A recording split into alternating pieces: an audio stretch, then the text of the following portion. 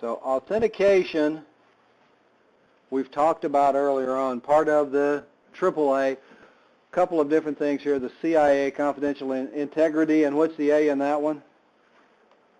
Availability. That was on Security Plus, wasn't it? Confidentiality, integrity, and availability, or not? I think maybe one question. Maybe one question? Really? Is that all? How about authentication? Authentication. We're going to get here at the end, actually, maybe at the middle of the next block, we'll get Adam up here to get you guys ready to take Security Plus. Except I think they ask some firewall stuff too, don't they? And a lot of times it's better to wait till the firewall. Define authentication. What is authentication? We'll pick on Sam again, since he did such a good job on access control. What's authentication? Proving that you are. Proving who you are. Once you prove who you are, you're authenticated. The identification, along with all the other stuff, we identify ourselves and then we'll get authenticated. That's when we actually do prove who we are. Different types of authentication credentials, and there are a number of those. They spend a lot of time on one-time passwords, which are kind of a neat thing. And I was looking yesterday on the internet. There's a bunch of, and I didn't download one to try it out. Probably should eventually. A number of open source one-time password programs that are available to you. One-time passwords make things more secure because it says, here, use this. And it's only good for about a minute. Time becomes a really big deal, though, because it's normally based on time. So if your machine is 2 minutes out of time with your generator, whatever it could be, you're never going to get authenticated. But it's a good thing to do that. Listen to explain the authentication models. Define authentication servers, and the authentication server goes back to the 802.1x. We had the supplicant, the client, and the authentication server. And the authentication server was the radio server, the Active Directory server that we were running up here that the client was connected to say, are you real? Do you have the authority to get onto this thing? Explain how VPN, virtual private networks, function. We'll do that briefly. There's another chapter where it goes through them in a little bit more detail. And got a lab where you can configure a VPN on Cisco routers, which is kind of cool because you can do it in Packet Tracer. The new, and if you want to do some security stuff with Packet Tracer, I'll digress a little bit. I was fooling with 5.3 this weekend. It's got an awful lot more capability than 5.2 does. A lot more protocols. It does BGP, does multiple area OSPF, does route redistribution with all of the protocols. Doesn't do virtual links where they, but it does a lot more. And a lot of the security stuff is available in it. It was designed to get you through CCNA and CCNA security, which means that you can use the, can do the encryption labs with them, the tunneling labs, VPN labs. Authentication, two contexts. First is viewing authentication as it relates to access control. The second is to look at it as one of the three elements in the AAA, authentication, authorization, and accounting. Authentication, again, prove who we are. Authorization, what we can do. And accounting is recording what you did. Accounting is something that we do really good, and I guess Societe Generale had the logs, but nobody looked at them. If you're going to keep logs, look at them. What are people doing? If you're not going to look at them, there's no need in keeping the logs, because they're not doing you any good. They're just taking up storage space. Access control, resources and services are granted or denied. Don't you love that? We just finished the access control, and then the authentication. The first thing we do is go do access control again. Presentation of credentials or identification. Authentication is verification of those credentials. If Sam puts in a username and a password, if he puts in my username and password, is there identification here? Is there probably going to be authentication? Because where I'm hoping at least that he doesn't know my password. So he would try to identify, just like we were talking about earlier at Robert's checkpoint. When Kevin goes up with my ID card, he's going to look at it. We're going to have credentials presented, identification, but are we going to have authorization? That part of it we're hopefully not going to have. Granting permissions for admittance is the authorization. Access is the right to use specific resources, which we just talked about a lot about.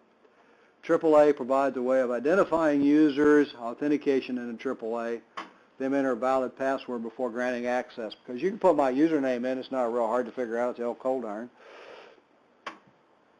But can you get authenticated? If you can, let me know what it is, would you? Because about half the time, I think I type it too fast and it gets confused.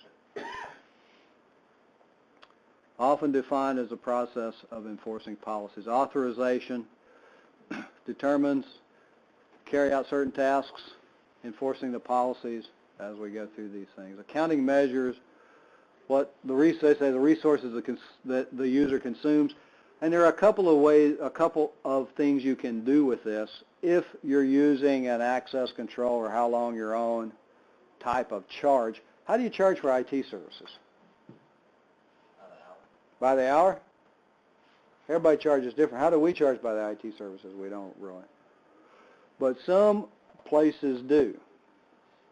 Where does the IT budget come from? Some places say, oh, everybody's going to contribute this amount of money out of their departmental budgets and we're going to fund IT because we don't make anything. What product does IT produce that contributes to the bottom line? Huh? Availability? I don't see no availability in that statement that the accountant comes out with that says availability. Hey, availability made us $6 million this year. Now, I know I'm being facetious. I'm not saying that the things that IT doesn't support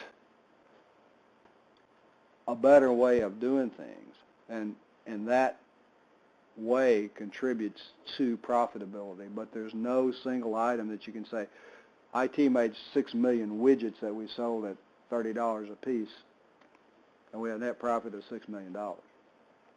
We can say, hey, IT made that production more efficient, and availability made the process available.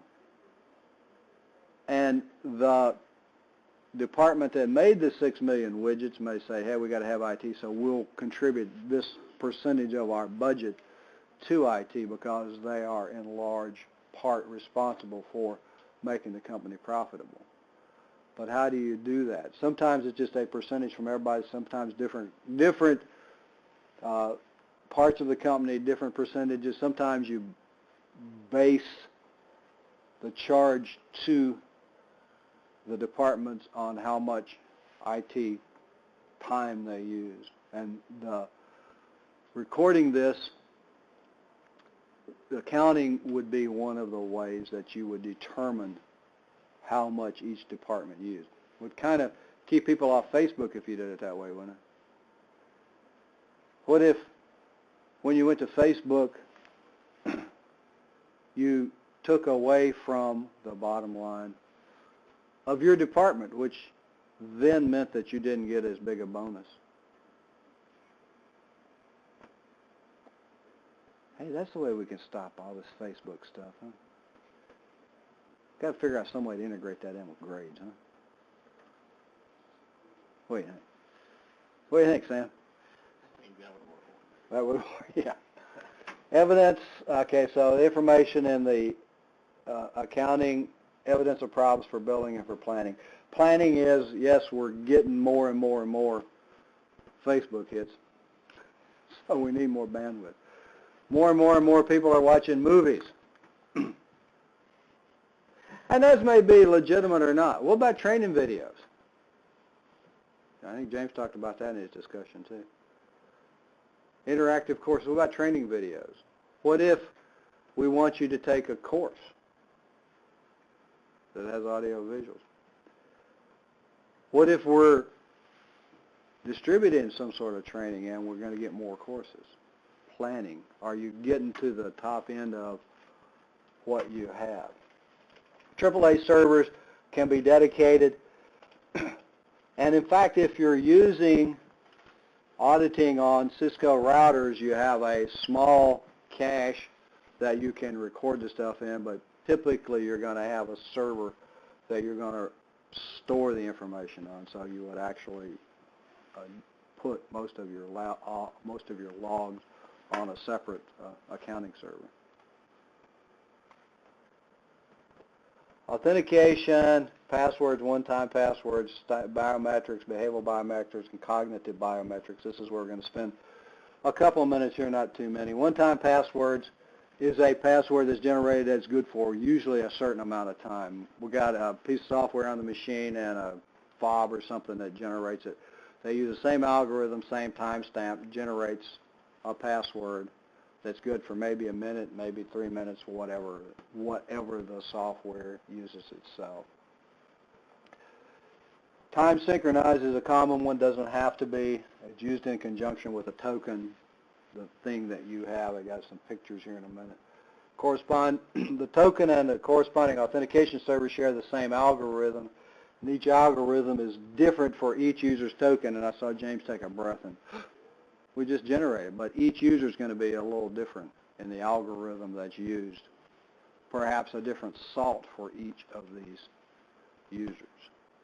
So each of them is going to be generating a little bit different time, so that my key fob wouldn't generate the same password as Devin's key fob at the same time. But it would be unique to me, and this is kind of what, just 1, 2, 3, 4, 5, 6, kind of what these things look like. So the same thing if the Sorry? If the vehicles, if their key fob would be sort of the same. Yeah, exactly, yeah. Because they're supposed to, aren't the vehicle key fobs, they're supposed to have a certificate, for lack of a better word, a code that goes with each of those things, so that one theoretically won't open the other one. But garage door openers, what about them? There's a limited number of codes. You can do that with Bluetooth too. Yep. Garage door. Yep. No, So, really. yeah, how many? Emitted the signal, yeah, motorcycle, so when he left, if Yeah. you go down, and when he Yeah. was close, it would automatically come up. Yeah. Yeah. It was all Bluetooth. Yeah. So how many keys do you have? And that's what makes this easy. Everything's going to be a little bit different. Challenge-based, and in the challenge-based, the server displays a challenge as a random number. What usually happens, the user then enters the challenge number into the token, the key fob, which executes an algorithm and generates a password. The random number, when we talk about SALT, this is kind of similar to SALT, except the challenge says, hey, here's a random number. Now, typically, encrypt this random number with your password, and we're going to generate a hash. Well, the machine's got the password. It does the same thing. You do it, and then you type in these things, generate them, and then the hashes get compared. You send the hash and not the password across the network. And this is kind of what's happening here, isn't it?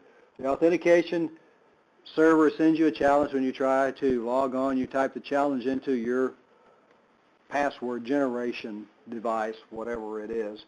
The authentication server is the same algorithm. It generates the password and compare it to the one that you entered, because it now generates a password for you. Password's good for a limited amount of time. So if somebody is shoulder surfing, that password's not going to be valid later on.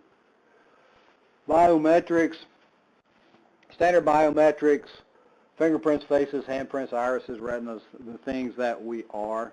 Because in the authentication world, we can authenticate based on 3 things.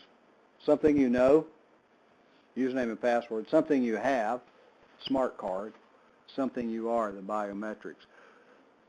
The cognitive biometrics, which we're going to talk about in a few minutes, is an interesting area, because it's not just swiping your thumbprint. You have to go through and answer questions to get authenticated.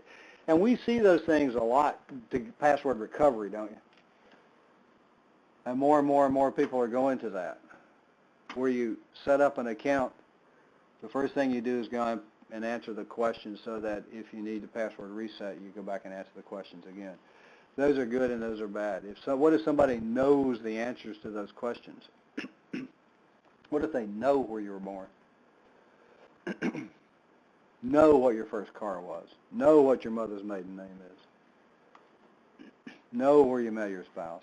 The problem is that I've found with the good ones is once it asks you the question, you can't go away from that until you answer that question. So you say, I don't know that one. Give me another one. Some of them will give you another one. Some of them won't give you another one. Static fingerprint scanners and dynamic fingerprint scanners. The static fingerprint scanner will just chop off Sam's thumb and use it. Dynamic's going to check for other things. Costs. Readers are not always foolproof. I don't know that you can say costs anymore because there are a number of laptops come with fingerprint readers, aren't they? And I don't think they cost a whole lot more to get them put on. And this is what they look like. Run your thumb across it. And you should put in more than one. What if you burned your hand? I mean, you got to think about things like that. What if you burned your hand? What's going to happen? Cut your finger.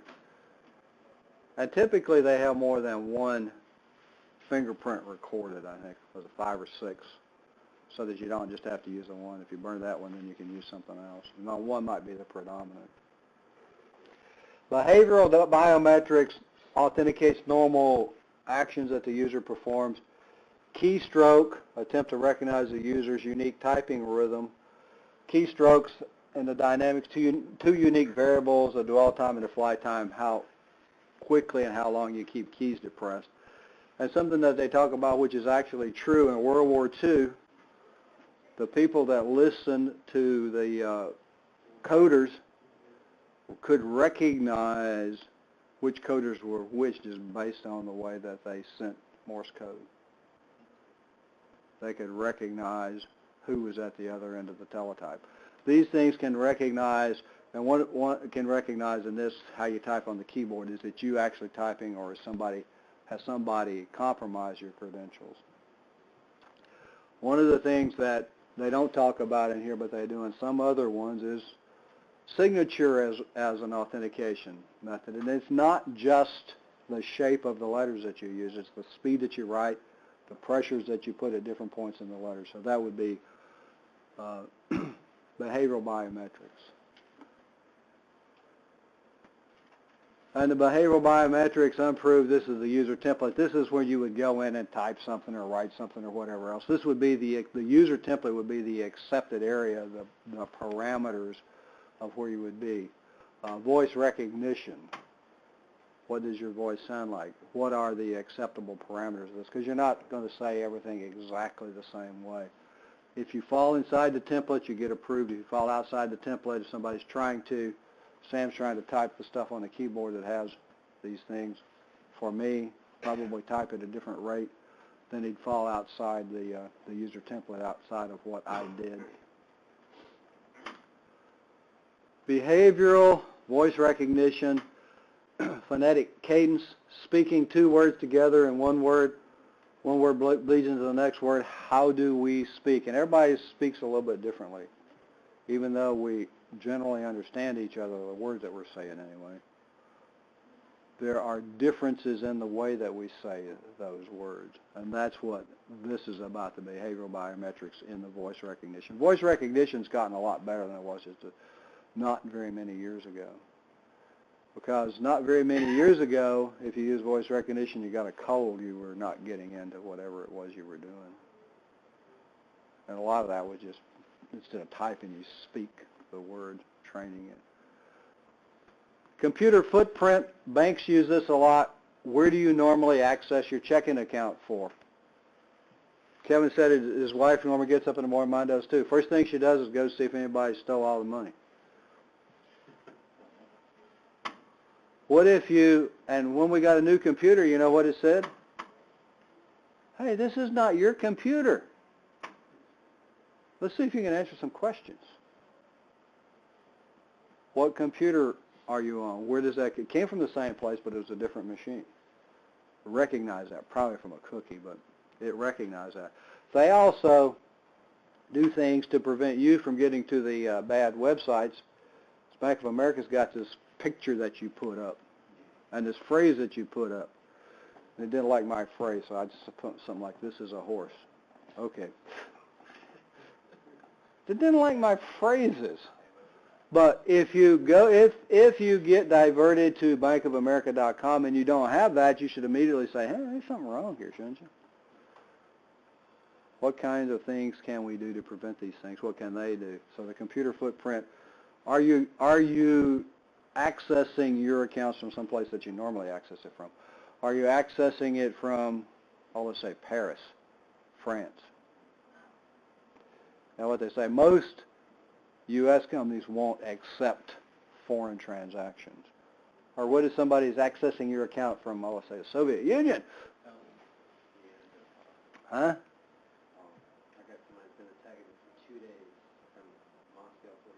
Yeah. There's a lot of that going. It goes from the Soviet Union. Cognitive biometrics, the perception and thought process and understanding the user. How much easier for the user to remember because it's based on user's life experience, and this is go through. You think of something as some significant life experience. It's based on a life experience that the user remembers. Another requires the user to identify specific faces. They give you a set of faces and you identify them, and when you need to get authenticated, you go back. But the life experiences is, and what this is your life experience is, I think this one was, a special dinner. So they ask you some questions about the dinner. What kind of food did you have? And you have to answer the questions. And this is more than the, what's your mother's maiden name, what's your favorite color, those kinds of things. What's your favorite color? And if you use WebGov, that goes through some of the weaknesses of these things. What's your favorite color? Well, there are only so many colors. And unless you got some sort of a lockout, you're eventually going to guess that, aren't you? We would hope. Chartreuse. I probably would never have guessed that one. Authentication models, 1-factor, 2-factor, 3-factor. Usually they talk about 1-factor and multi-factor on Security Plus. 1-factor, we use one thing, username, password. Multi-factor, more than one thing. We use a smart card, PIN. When you use a smart card, it's more than just swiping a smart card. You've got to also put in a PIN number on those things too. How many? So we could have username and password as well as a retinal scan, something like that, multi-factor, more than one authentication method. Single sign-on. Federated identity management is something that Microsoft introduced with Server 2008. What it does is allows you to give access, web resources access, to users in another company. If you put two companies together, this would be something that would be important for you. Single sign-on is a big deal, though. Before, we had an Exchange server, which was before any of you guys got here. We had a Linux email server, which meant that you had an email username and password and a network username and password. Didn't bother the tech students a whole lot, but the untechs just couldn't keep it sorted out, which password to use when. Single sign-on allows us to access all of our resources using a single username and password. That's what domains are about, and that's what trusts in domains are about, and that simplifies things for users. That's what the Microsoft sign-on was supposed to be about, to have a single sign-on for all your web resources, which is kind of convenient. But what is it also? What if you get that single username and password compromised? Then you have an issue there. Each of these things has an upside and a downside. So like we said earlier, convenient, inexpensive, and secure. Pick two. If it's easy, it's either not going to be secure or it's not going to be cheap. So which are you going to go for? And these are things that you really kind of got to think through. And a lot of times with your users, you got to think them through it, drag them through it. The Windows Live ID, the .NET Passport, yes, I have one, and yes, to get on the Microsoft stuff, you got to have one of those things, right? My TechNet, a whole bunch of stuff's there. So if mine got compromised, there are a number of resources that would be available. Dropbox uses it, TechNet uses it, my MCP stuff uses it, my MCT stuff uses it. So if something happens to that one, then quite a few resources that are available to somebody. And I think that's one of the things that you need to think about. Windows Card Space, and I think this was new in Vista. Does that sound right? Which basically allows you to store credentials and store a lot of the fill-in-the-blank stuff that you have to put in things. So you manage cards and personal cards in this thing. Sign-in name, or you can, once you signed in, you can sign in with the information card. Upside, downside again. What's the downside? Where are these things stored? On the machine. What kind of risk are you taking? If it's at home, maybe not a big one. Would you like to store all of that stuff on the machines in this room? We have 4 or 5 different people getting on it, or maybe more. What kind of credentials? OpenID is a decentralized. OpenID is an open source OpenID, kind of like the Windows credentials. Uniform Resource Locator Identity System is the only URL backed up by a username and password. So you log on to here and it logs on to other things. There are a number of softwares that are out there. Komodo has one, if you want. It's called a password locker or something like that you can put all your passwords in. And then you have a password to your password locker, and then you authenticate to your password locker, and then it authenticates you to all your websites. Because how many usernames and passwords do you actually have? Don't write them down. Yeah, right. Tell my wife that. If you're going to use different usernames and passwords in different sites, if you got 20 or 30 of them, you're probably going to write them down. And if you don't have 20 or 30 of them, then you probably created a weakness. So it's kind of a catch-22. What you don't want to do is write them down, put them on a sticky on the back of your keyboard. Or just right there on the monitor. Yeah, that works really well. What if you made an encrypted Word file? Would that be better? Would you rather have somebody writing down the passwords and using good ones, or using the same password, capital P password 1 on everything? Depends on what kind of system. Yeah, we're going to sell it for a candy bar anyway, right? But let's say your bank. Let's say your network access. Like your house? No, right here. Oh. How about at your work? Oh, God, no. No. Write it down and leave it at work. Write it down and leave it at work. No. How about write it down and put it in your wallet? Better? I mean, if you set your wallet somewhere, or if you lose it. If you lose it? But then you know that it's there and you can go back and change them. What if you write it down and put it in a safe? And in fact, some passwords should be written down and put in a safe. What if you're the network administrator and you got passwords to all the network resources? And just think about the network administrator. How many passwords should there actually be on a network? A whole lot. Each device should have a different password, shouldn't it? How many devices are there? Oh, there's a lot. And this guy's going to remember all that stuff. What about an encrypted file? Write them down, lock them up in a safe. Because what happens if this network administrator now magically memorizes all 42 passwords that he has, and he gets hospitalized with the swine flu? We won't get him hit with a bus today. And you need to do something really important. How are you going to get the password if it's not locked up someplace? Somebody, responsible authority has it, but somebody should have those things for real. We'll go through all those things, but how are you going to recover those things? Authentication services, and I think we've talked about these, Radius, Kerberos. TACAX Plus. TACAX Plus is a Cisco thing. It's similar to Radius, a little more secure, and and a lot of times you'll find tables. Radius is UDP, TACAX is TCP. Radius uses authentication, TACAX does authentication and authorization. So there are some differences in them, but they operate similarly. Kerberos is an authentication protocol that Linux and Windows uses. That works pretty well, and that's the reason everybody's gone to it.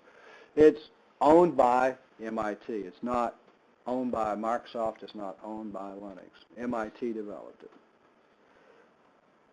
So Radius, been there, done that one now, right? Because you did that last week. Configure a Radius server. Use a Radius server. And it actually worked. Isn't that amazing? What did we actually do with the Radius server? We used the 802.1x protocol as the authentication protocol, only the authentication protocol. The TKIP was the encryption protocol that was actually went with that. That's why when you went into the selections, we're using 802.1x. TKIP is the authentication is the encryption protocol after you get authenticated to the system. It all is secure. Did anybody watch the packet exchange, just out of curiosity? We did, because we had to see what the heck was going on. But you can watch the packet exchange with Wireshark. And that's when I figured something was wrong with the computer, when we're watching this in Wireshark and it's not sending anything.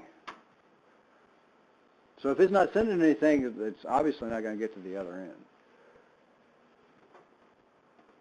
The 802.1x, again, port security, wired and wireless. If we used it on a wired network, what it would actually do would not turn the port on until the user or computer, depending on how you set it up, actually got authenticated to the network through the packet exchange. The switch allows the packet exchange, but that's the only traffic that is allowed to go through that port for the authentication. This is kind of like what we did, right? Laptop, access point, Radius server, and the Radius server was actually on a domain controller, so it didn't have to. It could be on, the database could be on a different server. In our case, it was on the same server, and it came back and said yes or no. And it eventually said yes to everybody. Kerberos authentication developed by MIT to verify the network of the users. The user is provided a ticket that's issued to the Kerberos authentication server, and I think there is on the Moodle page the process that goes through. We'll go get a ticket granting ticket, and then we'll get a service ticket to present to the resource itself. TACAX Plus, industry standard protocol specification that forwards username and password information to a centralized server, and this server doesn't have to be an Active Directory server. It's its own server.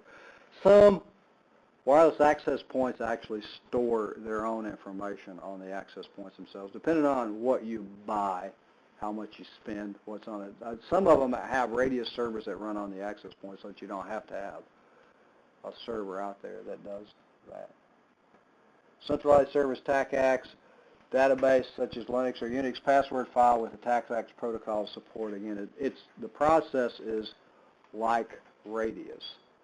LDAP, Lightweight Directory Access Protocol, which is the basis of most of these databases anymore. Active Directory is, in its core, an LDAP database.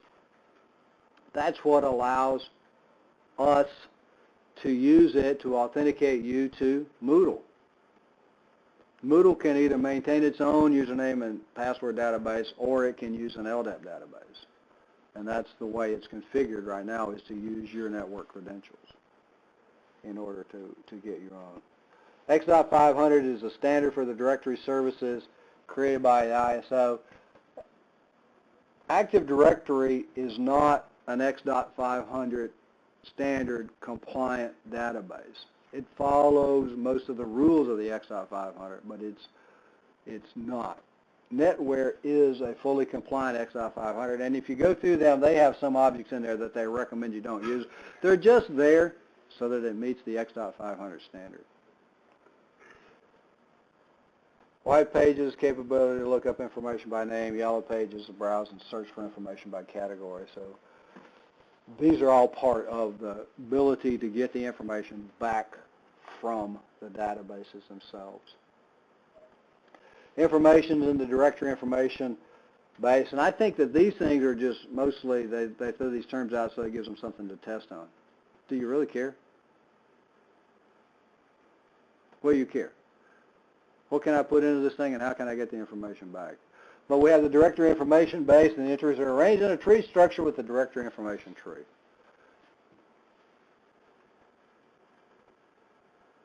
As I say, protocol for the client application X.500. Directory access protocol was too large to run on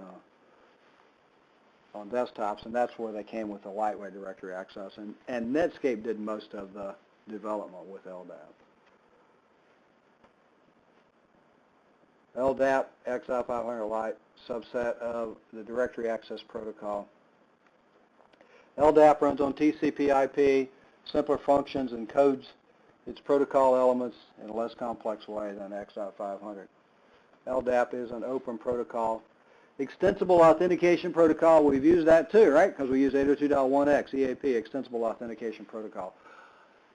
There are a number of those. A smart card would use an Extensible Authentication Protocol. 802.1x uses an Extensible Authentication Protocol, which means it's something that Microsoft supports but is not inherently there.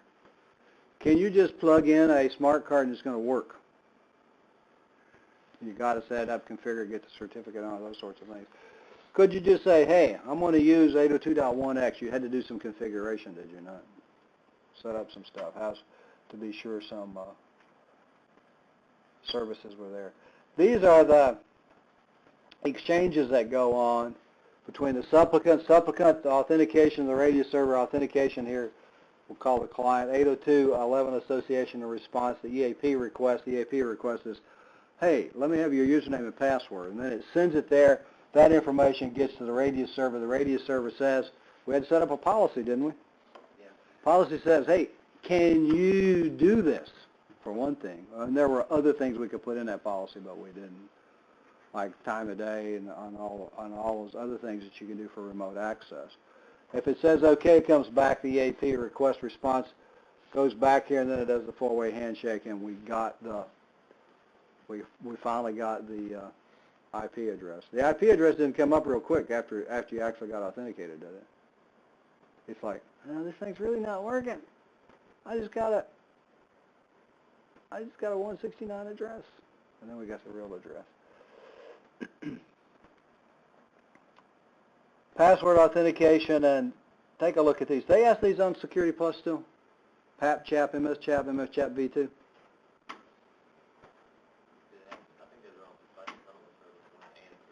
Yeah, it's like how strong are they? What do they encrypt? MS CHAP V2. PAP, Password Authentication Protocol. You've got PAP, SPAP, Shiva, Password Authentication, Challenged Handshake, and we've looked at the challenge. The challenge is a string that comes back instead of just using a password that you get the challenge, and challenges can be issued occasionally. Microsoft Challenge. PAP, how much is encrypted? Password Authentication Protocol, is the username authenticated, is the password authenticated? I think in PAP that the passwords are in clear text. Not so very good. SPAP, I think it encrypts the passwords but not the username, and then we get into the MS CHAP, those sorts of things, it encrypts both. I think was that it would ask questions and answer was PAP. Like it would do something like, what would they write in email or something? Yeah, because email is Plain text, right? plain text, not encrypted at all. You can see those easily. Extended Authentication Protocol MD5, and these are just different ones that are available with the different protocols, extensible protocols. What we used was Protected Extensible Authentication Protocol, PEEP. Protected because it encrypted all of those exchanges, and it encrypted the data exchange. Once we got authenticated, you had a different encryption protocol. that would be used. Strong security for remote communications, and this is for remote access. We've done policies. You have to have a policy to get on this thing. VPNs, two types of VPNs, what called transport mode and tunnel mode. Transport mode if we connected from our computer to a VPN endpoint, which would encrypt the data from end to end. A tunnel would be from router to router or firewall to firewall, sort of encryption, which would actually create the tunnel. VPN dial-up. The reason we do that is to allow us to have a secure conversation over this public network called the Internet. There's nothing magic about it. We're encrypting packets, and we're sending them to some location. Once they get to that location, they get decrypted. Endpoint is the endpoint of the tunnel between the devices. VPN concentrator is a device that you can buy that has multiple VPNs coming into it. Yes? Can you explain to me one more time, as far as the endpoint, when you do the SSH, why it has a loopback and a port number? Why it has a loopback and a port number? Because it's actually using itself. Because you've created the tunnel, right. And where are you going from? From the 127. That's why it's using a 127. Okay, to the other end. You know, usually that stuff has the route or the machine IP up here. Yeah, but you're not using the machine IP. You're using the tunnel IP. There you go. You're using the tunnel, and that's a good question. When we do a tunnel, what goes into the tunnel? Depends on which traffic we say. By default, everything goes into the tunnel. But we can configure it so that only certain traffic goes into the tunnel. Once it gets into the tunnel, where does it go? The other end of the tunnel. Where else can it go? The other end of the tunnel. Been in a tunnel? You ever try to turn around in a tunnel? Don't. Don't.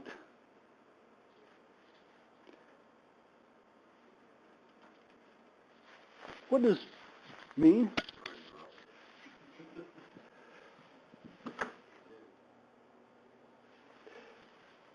So, if I say no, it does that anyway.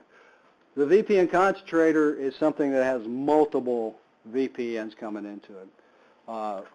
Again, go back to Blue Ridge. We had VPNs running from, I think, 12 different locations.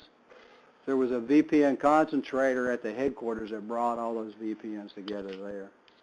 Because all the traffic, he had set up all the traffic, including all of the internet traffic, came through the headquarters so that you can monitor it there. It's all part of HIPAA because it was a, part of the requirements you had to monitor all that stuff because it was a medical area, medical company. VPN software-based or hardware-based, and that's what Matt's using, software-based, right? OpenSSH. Hardware-based, if we bought a PIX or a router or something, we would have or a VPN concentrator, we would have a hardware device that did those things. Software-based VPNs don't have as good a performance as security as the hardware-based VPNs. Generally speaking, that's always going to be the case because the hardware is the processor. It's just like if we go to a layer 3 switch or a router, which one's going to be more efficient? Layer 3 switch because everything happens in hardware. And hardware is typically going to be faster than software. Is that always the case? No, because there's so many, as you know, there's so many variables in there as how fast is the processor and on and on and on ad infinitum. It's pretty secure though, right? What's that? Seems to be. What is it? OpenSSH? Yeah. Yeah. And I don't really have any problem with the speed, but if we were doing, instead of one connection, let's say we were doing 315,000 connections, we'd be a little bit more concerned about the efficiency of the device. We could put tunnel layer on everybody's computer. Put tunnel layer on everybody. But then what about the router that has to process all that?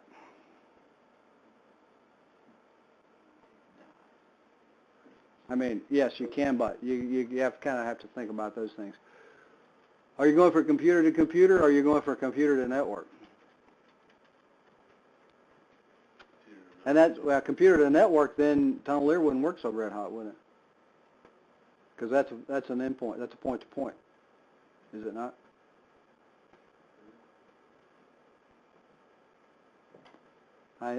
Each of these devices, softwares, have their strengths and weaknesses. The hardware, we talk about a PIX, we could connect to the PIX endpoint, and then we could get to anything on the network. The point-to-point VPN across the routers, or from firewall to firewall. If I had, let's say, a 10.60.211 network on one end, and I wanted to go to the other end of the network and be able to get to all of those resources, should I be able to do that? That's what a point-to-point would allow you to do instead of going to a specific resource, allows you to go to the whole resource. Disadvantages, management, availability, and performance. Performance because of the encryption and decryption. Every time you do encryption, it's going to take some resources. Interoperability. Will this client work with this device? Additional protocols, performance impact, and the expense. Although open source, the one that Matt's using, OpenSSH, costs $0.00, and it is very efficient. That's pretty cheap. Yeah, it is. Remote access policies. You had to do a remote access policy when you did the radius server, did you not? Not a real complex one, but you had to do a remote access policy which said that you were wireless and you met these other restrictions. And we could have put a lot of restrictions in those things. Consistent for all users. The thing that I would say to remember about remote access policies is when you set them up in Windows anyway, they start at the top and they work their way down. And they go down until they find a policy that applies, and then that's it. So authentication, access control. I love it. We start out with access control. What is authentication? That's just when we prove who we are. And then once we prove who we are and they're valid, we get access to the resources. Then we talked a little bit about VPNs. VPNs encrypt data that goes through a public area. And it is encryption. It's not, we always draw these pictures that have these nice tunnels that go from one point to the other. What are we really talking about? We're talking about encrypting it at one location and decrypting it at the other location. And when a packet comes up that's, if we have an access control list that says, hey, this set of addresses gets encrypted when they go to this other set of addresses, then they get by policy, by access control list, by policy, put into the tunnel and encrypted, and at the other end they get decrypted and sent plain text on the back side. Two different types of VPNs are transport, called transport layer, goes from a computer, could go to an endpoint, or could go from computer to computer, much like you're using. That particular setup has the data encrypted totally from one end to the other. There is no point in the path that is not unencrypted, that it is unencrypted. A point-to-point VPN, the backside, remember, is unencrypted as plain text. From here to Virginia Beach, we have a VPN endpoint over in the NOC, but all of the information that goes down that VPN is still unencrypted in the building here until it gets to that particular location. When it goes across the rest of it, once it goes out of the building, it becomes encrypted. It is encrypted until it gets to Virginia Beach, and it gets decrypted and sent to the correct location there. All part of access control. One of the reasons that can everybody get onto the admin network? No, why? Because we may not want you to see that stuff. You may not want somebody to see your Social Security number. I mean, that stuff is encrypted. It's encrypted and goes through a dedicated circuit, so it's kind of a double protection. Questions? Going once, going twice.